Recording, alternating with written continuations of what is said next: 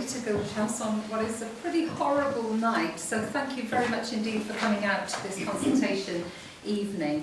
It's not, as it says on there, the 16th of January. 16th of January was the first of our 3 consultation evenings that we had, and we had another one a couple of weeks ago. I think that was on the 28th of January, and then tonight, which is of course the 12th of February.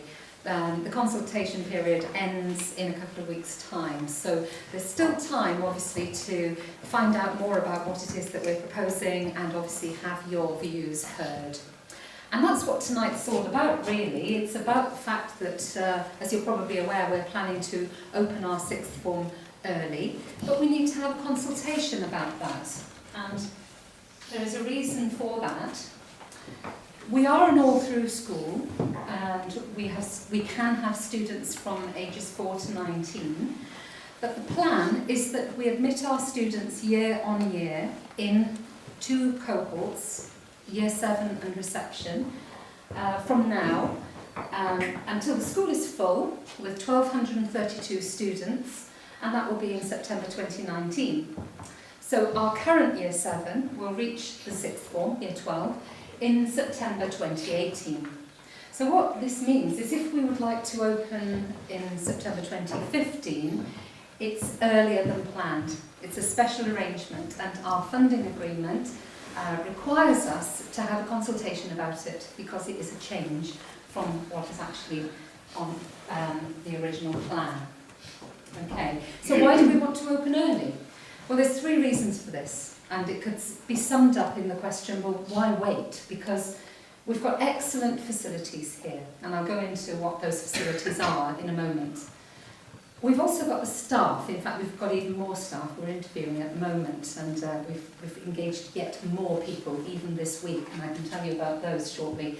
But the ones who are teaching here now, the ones who are teaching year 7 now, can teach A-level. So we've got the resource in terms of the facilities, we've got the resource in terms of the teachers.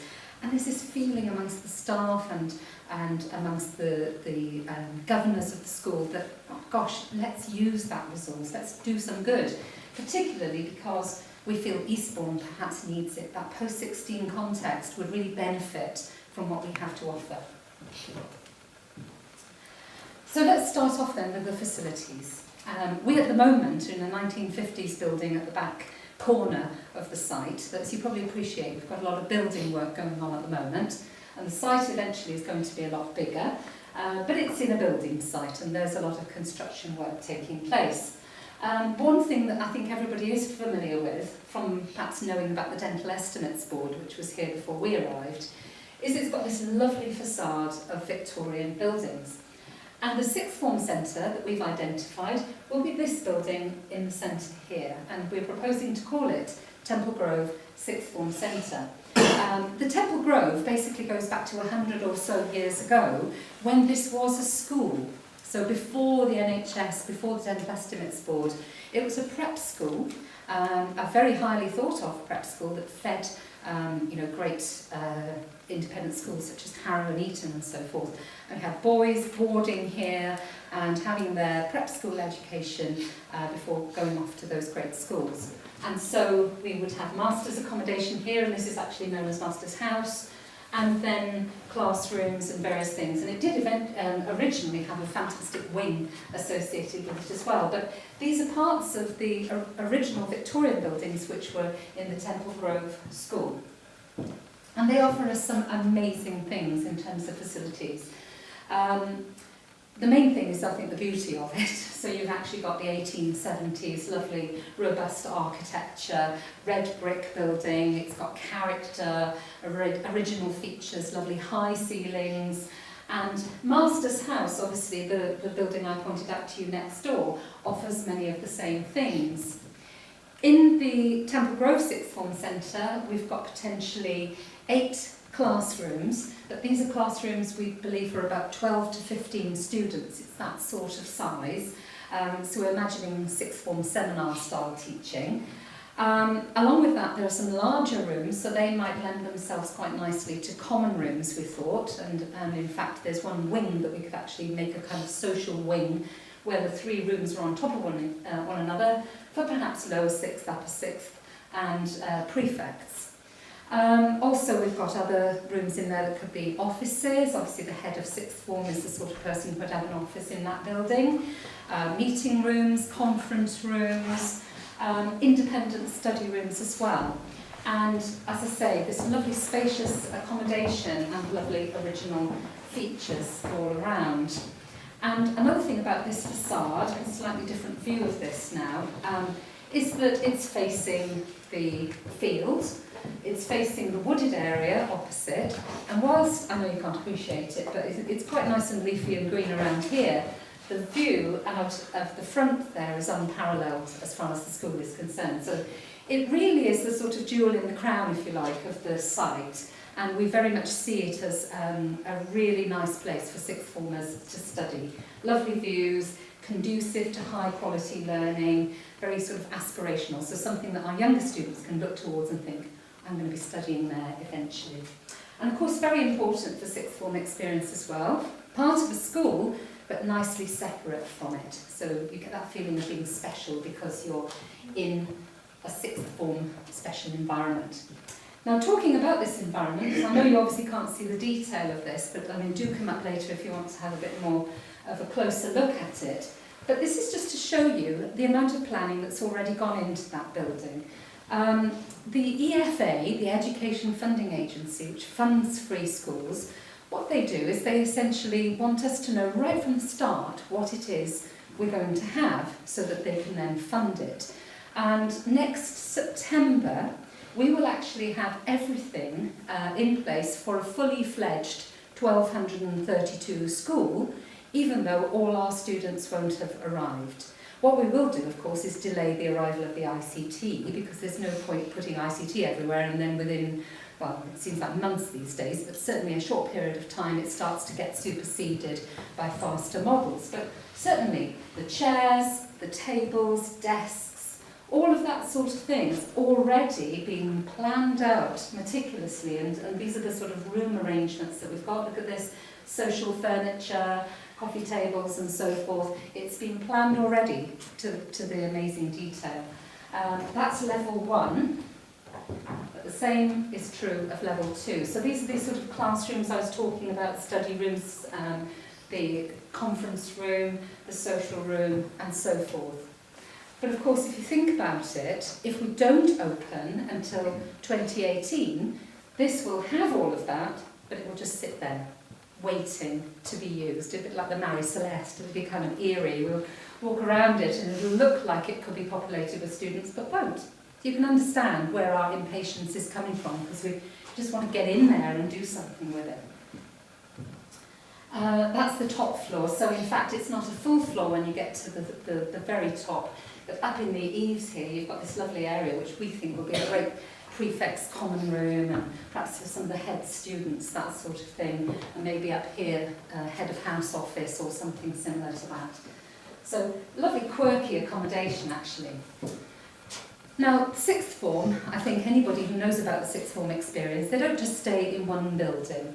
The sixth form experience in any kind of education institution does involve them walking around the site, and it would mean, of course, that they'd be using subject-specific areas as well.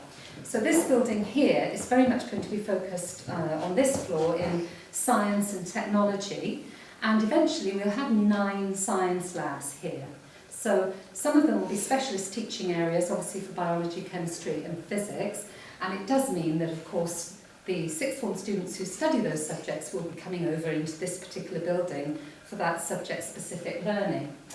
Drama as well, as you can imagine, will be in our black box facility, which is over near the multi-use performance room. Then we'll have the multi-use performance room as well, which, as you can imagine, will be used for that. We have music, so theatre studies, and of course physical education, which will be over in our sports hall. So sixth formers are going to be moving around the site, but obviously the majority of their time, perhaps their social time, will be back in the Sixth Form Centre. Their tutor rooms are in the Sixth Form Centre, and obviously other subjects, so maths, English and so forth, although they're represented in this building and in the building over there, will have specialist areas for Sixth Form in Temple Grove. So that's something we've identified already. So that's the facilities. The other part of the resource, and I think the most important part of the resource, is the fact that we've got amazing teachers. It was a year ago, actually, that we started the interviewing for teachers. I was the first person to be appointed, which was actually nearly 18 months ago now. But these people I was interviewing this week, last year. And one of the things that I was really keen on was putting out job specifications and person specifications that actually made it clear that A-level teaching was something I wanted them to be able to do. And I was extremely fortunate in that respect, in that although they're only teaching Year 7 now, they've all got the potential at the moment to teach A-level. In fact, if I said, right, we're starting tomorrow teaching A-level, they can do that, which is a fantastic situation to be in. Brilliant for our Year 7, of course, because they know where it's all heading, and they've got teachers who are pushing them towards that ultimate goal of GCSE, A-level and university. But again, you know, I know that the teachers that I've engaged are just, you know, much as they love the Year 7s, probably itching to do their subject at A-level, which I think is something that all teachers aspire to do. They've had experience preparing students for university and related subjects, many of them in preparing students for very high quality universities and courses, some of the best courses that there are. And between us, because I can't count myself in this, we can offer an excellent range of subjects. And this is, as I say, because when we're recruiting our staff, we aim to attract the best quality we can find. We say that A-level teaching is essential for the middle leaders and desirable in everybody else, and that's what we've attracted, which is fantastic. And this is essentially what it means, although this is already out of date actually. Everything down the left-hand side can be offered by the teachers who teach here right now. Okay, so it's a very good basis. So physics, our head of science is a physicist, he's a Cambridge engineer. Maths, further maths, English lit, philosophy and belief, art and design technology, drama and theatre studies, French, Latin, it's my own subject, physical education, geography and psychology. All can be taught by the teachers we have now.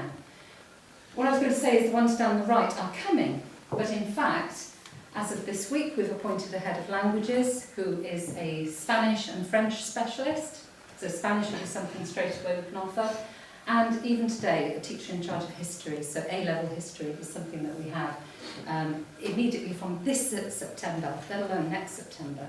By next September, I'm fully confident, music, chemistry, in fact we're interviewing for chemistry this Friday, biology, and of course what we would bring in are sixth form subjects as well. Our new teacher in charge of history is also a government and politics teacher. So that's a subject we can add to that list now straight away, and I know that she will be able to offer to the sixth form from next September. So it's already looking really good. We've got 22 subjects that straight away can form the basis of our very strong academic curriculum of A-levels. I added critical thinking and general studies there, and I could also add the extended project qualification, because they are the sorts of things that, again, can be offered by any set of A-level teachers worth their salt. So in fact, it adds even more to the academic program. Sure.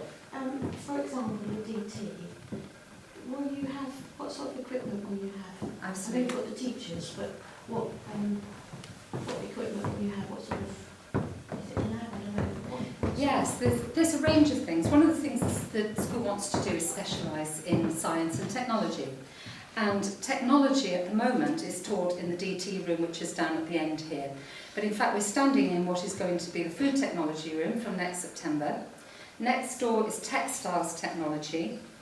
Over towards where the computer science room is at the moment, next to that is graphic products. And then over next to the multi-use performance space is a large, what I would call heavy DT area.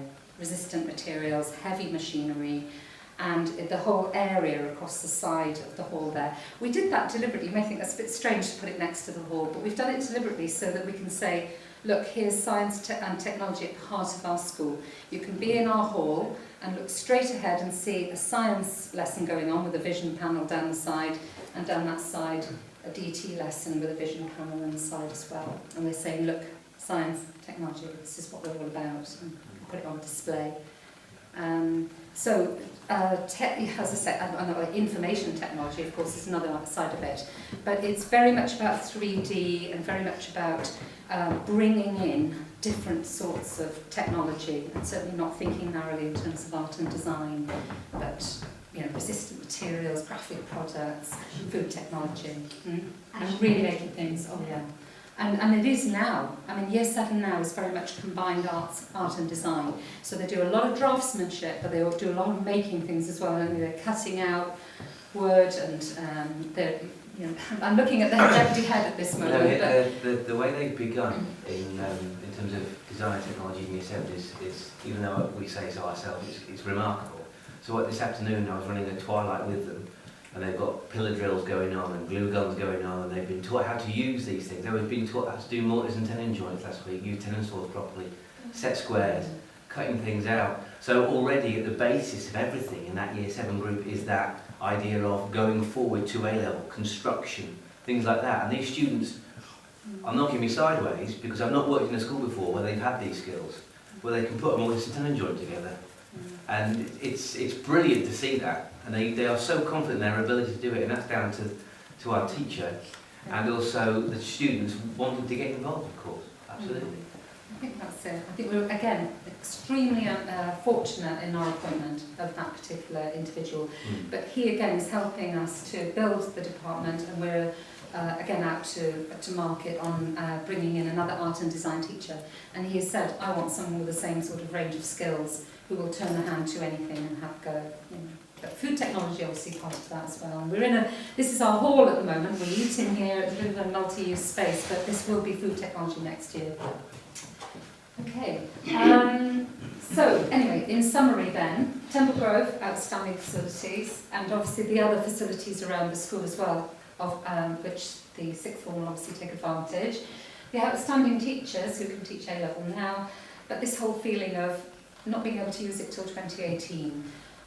Whereas obviously if we can open a Sixth Form earlier, there are young people in Eastbourne that we believe will benefit from this. And it's worth saying something about the context in Eastbourne at the moment for those who are 16 plus. As you're probably aware, most of the schools end at 16, so at the end of Year 11. Students in Eastbourne can go to college, and obviously there's a large college here in town for the Sixth Form, one choice, or they travel out of town. So sort of research has been done into this. We realise that actually what's on offer here in Eastbourne is somewhat limited for people who are age 16 plus. We hear that anecdotally all the time. What we want to do essentially is offer choice. We can offer opportunities to students to study here, giving them the advantages of the facilities I've talked about and the teachers I've talked about. Because our students, they'll have an opportunity, those who are in Year 7, to go through to the Sixth Form, or they could choose to go to college. Whereas obviously what we want to do is to be able to offer other people in Eastbourne that choice. So they could go to college, that's perfectly fine, or they could come here. At the minute, they don't have that choice, unless they choose to go outside of the town for it. Just take a minute or two to talk about, obviously, the difference between college and school, and why perhaps you do need that choice. I know it was a choice I made myself. So I got, my school ended at 16. All of them did in my part of the South Wales Valleys, and it was a massive Sixth Form college. In fact, it still exists there today.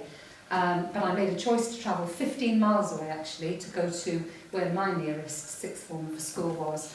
And probably it was more my parents' choice rather than mine, but they knew me well, and actually a Sixth Form for school suited me very, very well.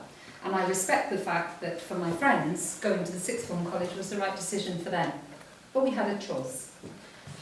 College, obviously I think we fairly recognise the fact that it's a large number of students. There might be hundreds or even thousands, certainly the one in South Wales I nearly went to.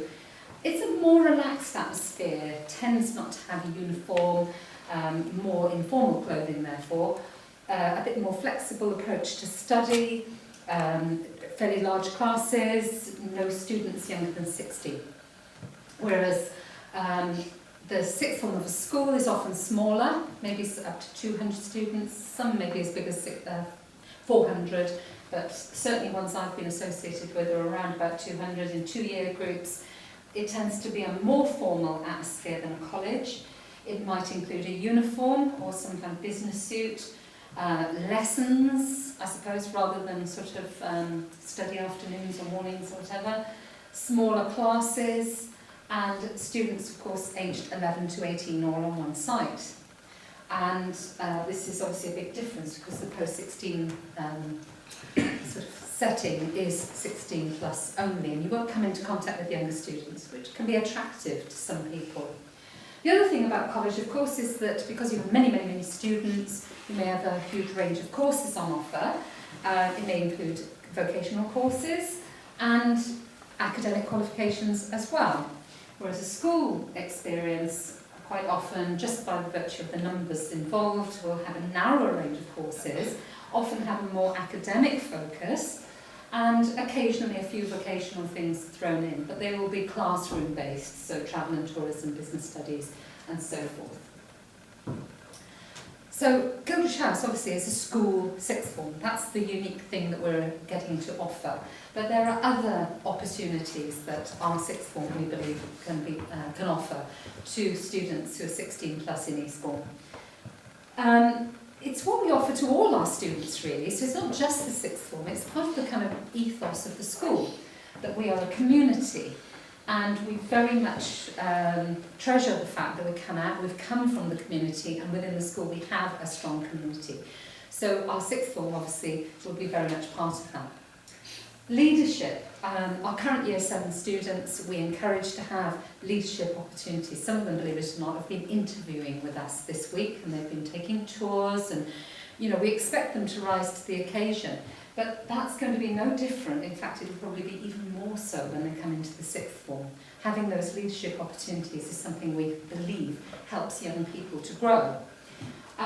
Enrichment, a huge thing at the school. You probably appreciate our lessons end at 3, but then we have preparation time, or prep as it's known, and we have a very rich extracurricular programme that goes on until 5 o'clock. And through that rich programme, we give opportunities to develop character, leadership opportunities that I've already mentioned, and this is what Mr. Barber was mentioning, twilights, so art activities, sport activities, and so forth. And of course we would expect our sixth form to take advantage of that as well. Other things about the school, you may be aware that our motto is Aspire. So aspiration, encouraging the students to be the best that they can be, encouraging the staff to be the best that they can be, and that whole aspirational environment. And of course the sixth form is part of that. The sixth form should be the fruition of everything that is brilliant about a school. It's where everybody's looking and saying, that's what I want to be. And so having a sixth form here is going to be important. We have high expectations of our sixth form in terms of role modelling, excellent behaviour to the rest of the students. We want to put them through challenge. Life is challenging, so preparing them as they're moving out into the world to higher education and giving them opportunities to strengthen their life chances, improve their academic profile, improve their personal development, and make them very much more employable and desirable in higher education and careers. So all of those things, obviously I found a library picture here, but sort of vision of how Gildredge House Sixth Formers may look. Certainly there is that feeling of responsibility. So everything I've just talked about, aspiration and challenge and community and all of that, really sort of summed up in this feeling that they are responsible. We are going to have high expectations of them. They are going to stand out from the crowd. They're going to be role models of excellence. They're going to be well dressed. It wouldn't be a uniform as such, But I think certainly some kind of business suit or some kind of I'm ready to work and I can be taken seriously and I present myself very, very well. And that's an idea of what our students may look like. Another big key feature of the school is pastoral care. So you're part of a house community here. You're in a tutor group, but it's part of a vertical group that's not just there for competitive purposes. You belong to a smaller group within the school. You have a tutor, you're part of that group, and the support is consistent, whether you're 4, 14 or 17, 18. And the sixth form is without a doubt the most demanding stage of any student's career at school. So having that pastoral support is so important. I'll just pause at this point to tell you a bit about my background. Obviously I'm the head of the school, but prior to coming here I was deputy head. Prior to that I was head of sixth form. And prior to that I was head of sixth form. So I've been head of sixth form twice, once at a girls' school and once at a boys' school. So I've got a really good understanding, I believe, of sixth form management and what it requires and how it's done well, and the pastoral system and the enrichment opportunities, leadership, university preparation, these sorts of things. The second of those two jobs, I managed sixth form with 200 boys, so it was really quite a challenging role, but absolutely fantastic. And I still believe in the sixth form. And even when I was interviewed for my job as head, and I heard that we were going to be filling up the school year on year, I said to the governors then, what chance is there of getting the sixth form open earlier? Because I really think it's a good thing for the school to have the sixth form as soon as we possibly can. And obviously they've allowed me to recruit on the basis that we could have sixth form sooner rather than later. So it's great that we've actually got that feeling of positive momentum behind us. So obviously what's all this is sort of summed up as, if you like, is what we keep calling the Gildredge House ethos. But it is an identifiable thing. Although it's not tangible, you can actually see it. This feeling of community, of people being known, of people being valued, the academic needs are catered for, and the opportunities for individuality to flourish, the leadership opportunities and all of these other things that I've talked about. So the sixth form will very much tap into that and hopefully get the benefit of that to take them forward to their future opportunities. Right. So from the practical point of things, what students will we have in 2015? Because I think a number of people need to sort of, whether they're parents or current students or staff, get their heads around the figures. So it's useful to consider that our first secondary cohort will have reached year 9 by this point. Now we have 120 students in year 7 and we're full. And next year we're looking as if we're going to be full again. We're oversubscribed for next year, and there's no reason to feel that wouldn't be full again. And if we are full again in year 9, 8 and 7, that will be 360 students.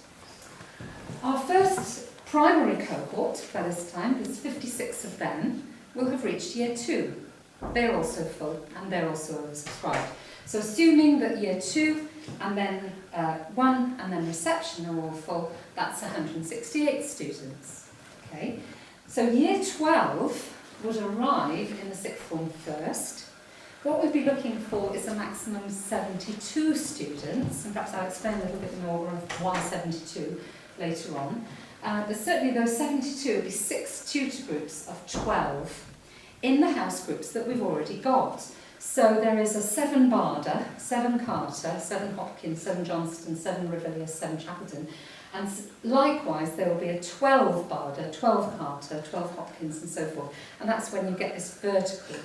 And of course you'd have 8 Barder, 9 Barder and then 12 Barder. So they would come and be the top of this here. And of course they would now just pretty much bring the school to being half full. And I hope that helps to give a sort of context for these students and where they will fit in to the scheme of things. So I know, yes, extracurricular activities. So obviously you've heard me say it goes on till about 5 o'clock every day. At the minute it's all very year 7 oriented, but that opportunity for, say, a rugby practice that's going on, and then you have coaches or assistants who are actually in sixth form, who could be out there maybe even learning umpiring skills, that kind of thing, by supporting younger students. So extracurricular activities, definitely. I mean, the artistic ones, the drama ones, I think almost certainly at some point they'd be sharing the same stage, be in the same orchestra, that sort of thing. And they're wonderful role models in that respect. Duties, I mean, certainly year 7 at the moment, they do duties, but we are very careful in the duties we choose for them. Sixth form are going to be very much more equipped, not least because of their height, to deal with more challenging situations and actually really help us in terms of sort of promoting discipline and good behaviour around the school, you know, coming into lunch and managing the lunch queue, which is something we have adults to do at the moment. Sixth formers can certainly help with something like that, where you wouldn't put a year 7 in that situation. Lead learners. We have lead learners, again, at the moment, year 7. They're all year 7s. They've all got very strong ideas about how the school should be managed. It's like a school council, isn't it? That's right. But it's inevitable. You're going to have year 7 representatives, 8, 9, 10, 11, and of course the sixth form will be a representative on lead learners as well. So again, you get that meaningful contact between the students. I mentioned peer mentors as sort of support, but of course academic support is really useful. At the minute, we actually have some sixth formers who come over to us from Eastbourne College, and we've had sixth formers who come from Mora House. But how wonderful when we can have our own sixth form come and help with prep with the young students, helping them with their maths, that sort of thing. And, you know, the other thing is, of course, they'll have just done their GCSEs, they'll have come out the other side of it, and they will be able to talk to those who are facing that prospect for the first time and help them get through that situation. So having sixth forms here will be fantastic from that point of view. Obviously, the small matter of external exams. That year 12 in 2015 will be the first A-level group that we have. And in fact, they will be the first external examination group that we have. Year 7, our current year 7, will be a year later with their GCSEs. So by the time that year 7 reach year 13, there will have been 3 older year groups who have been through that experience in the school. And obviously, you know, our experience of that and the way we support the children will be strengthened by that number of experiences that we have. So how do our own students and parents feel about this? They're fairly evenly divided, actually, between these two schools of thought. And certainly if you talk to the students about it. On the one hand, you get those who are a little bit disgruntled by the fact that they think, oh, there are going to be these older students in the school. We want to be the oldest. We want to be the ones that actually go through to the sixth form first, and we would like to be the ones and not have bigger ones above us. And then there's the other school of thought, which is, we haven't got any older students. We can't look up to them. We haven't got any role models. We haven't got anyone there above us, and we're sort of the only ones that everyone looks to. Right? And it's probably fairly even between the two. Not strong feelings in those camps, but those are the two things that they have that conflicting feeling about. Now, I show you this picture because actually this was soon after the school opened. It was in this room, and we had National Poetry Day at the beginning of October. And we had some students from Clavering College come over to spend the morning with us and looking at poetry. And we've got our year 7s here, and these were from year 10. And that is exactly the age differential we'll be talking about. So those who are currently in year 10 will be the ones who will be joining us in the sixth form first. So although they have this idea that older students are going to be arriving, they sort of forget that they'll be older themselves. So we're trying to kind of inviting them to think that obviously the differential is going to be as great as they think it is. It might be if they were still year 7, but it will not actually be the case. And that although there was a little timidity on their part the first time they came into contact with year 10, which again is slightly worrying, they're all constantly coming across year 7, and it is good that they come into contact with older students, and was good and they benefited from it. And by the end of this session, they felt very much more confident and they were really holding their own, and there were some really, fruitful sort of relationships going on there. So, this is some of the concerns that I'm hearing. I've also had some, or just one or two parents come to me and say, oh, but you're going to be taking in, you've got these students who are being brought up in the Gildredge House way and the expectations, and we're suddenly going to impose all these other students on them from other schools and other expectations, and what's that going to be like? They'll sort of come in and so forth. And again, I want to sort of reassure really that those who join us in the sixth form are going to be faced with quite high expectations. I think you've probably already got a quite strong feeling of what I've said about community and about aspiration and so forth. So there will be a minimum entry requirement. That, by the way, will actually be for our own internal students as it would be for our external students. For 7 they start to C, including English and Maths at GCSE.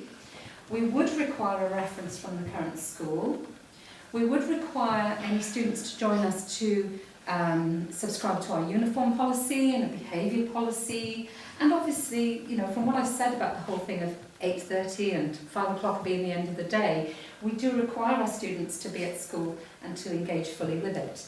And so some of the concerns I think that I've heard parents say they have been about, there are going to be people who are going to come in and they're not going to wear their uniform properly and they're not going to work properly and all of this sort of thing. But I think if we are up front right at the start, that this is what we expect of our students, what I hope is that those who want to come to us will engage and they will actually subscribe to the Gildredge House ethos. And that actually there's no worry from that point of view. We will actually already, to a certain extent, have experienced a certain self-selection, if you like, on part of the students. Not everybody wants this. It's quite a strong flavour, if you like, for the sixth form, and we're fully aware of that. But we believe in it, and we know it works, and we believe that having those kind of high standards is good for sixth form, and it leads to much, much better outcomes. So we will do what we can to bring our new sixth formers into the Gildredge House way. And I'm sure the younger students will want that to happen as well. Essentially, I think you've probably got a sense of my passion for this, but also my sort of commitment to making it work. We're going through a consultation at the moment, but we really care about the whole process. And I think that's my biggest worry, that if it doesn't work, I'd rather not do it, quite honestly, and I'd rather actually track through with our year sevens.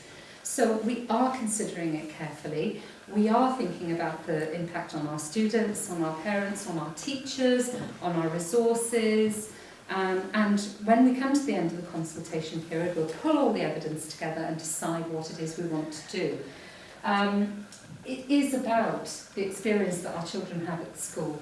So it will be the children we currently have, the ones in reception in year 7, those who are planning to come to us in September, but also those who would be joining us in year 12.